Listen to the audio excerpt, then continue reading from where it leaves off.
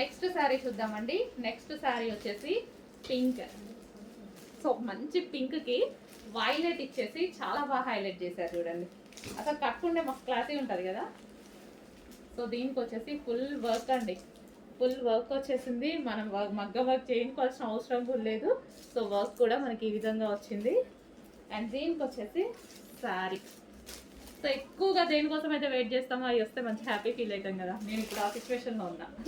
ఎప్పటి నుంచో అడుగుతున్నానండి, అందరికీ వస్తున్నాయి, నాకు రావట్లేదు అని, నా దగ్గరికి రావట్లేదని.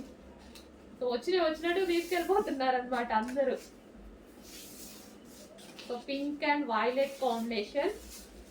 సో ఇది ఈ కలర్ బేసిక్గా అన్ని స్కిన్ టోన్ వాళ్ళకి సెట్ అవుతుంది.